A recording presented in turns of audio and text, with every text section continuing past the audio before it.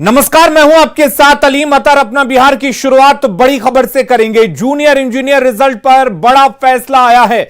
Junior engineer के result पर high court ने बड़ा फैसला दिया है।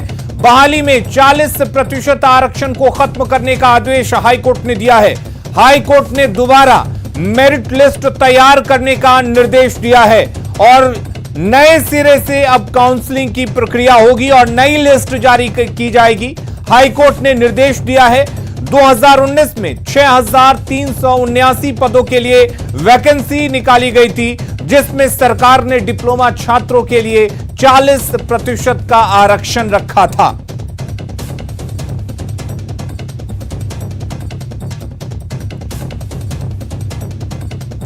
और चलिए आपको समझाते हैं कि पूरा मामला क्या है। दरअसल पटना हाईकोर्ट ने जूनियर इंजीनियर के 40% आरक्षण वाले 6,379 पदों के रिजल्ट को कैंसिल कर दिया है। हाईकोर्ट ने राज्य सरकार को दोबारा मेरिट लिस्ट तैयार करने का आदेश दिया है। अब नए सिरे से नियुक्ति और काउंसलिंग की प्रक्रिया होगी। बिहार तकनीकी सेवा आयोग ने 2019 में जूनियर इंजीनियर की 6,379 पदों की वैकेंसी निकाली थी। इस वैकेंसी में ही राज्य सरकार ने राजकीय पॉलिटेक्निक कॉलेज से डिप्लोमा पास छात्रों के लिए 40% आरक्षण का प्रावधान रखा था। राज्य सरकार के इसी प्रावधान को लेकर सीनियर वकील की टीम ने हाईकोर्ट में अपील दायर की थी।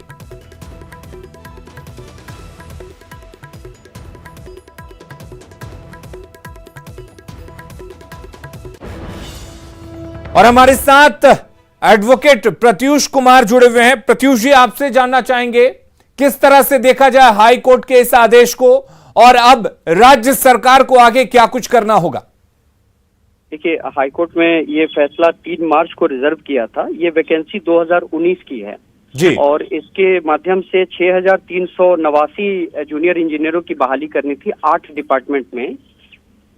ये बिहार टेक्निकल सर्विस कमीशन के द्वारा एडवर्टीजमेंट लाया गया था, जिसमें 40% आरक्षण केवल राजकीय पॉलिटेक्निक कॉलेज से पास विद्यार्थियों के लिए रखा गया था, अभ्यर्थियों के लिए। इसे कोर्ट ने गलत बताया है।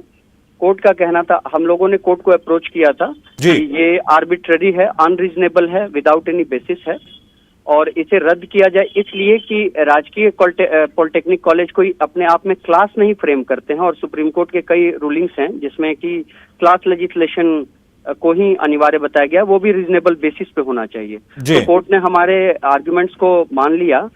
कोर्ट के फैसले में अभी आया है कि AICTE से पास जितने भी अभ्यर्थी इस वैकेंसी में आए हैं जी, वो सभी लोगों को, यदि वो बिहार के अभ्यर्थी हैं तो उनको 40% आरक्षण एक्सटेंड कर दिया जाए जी।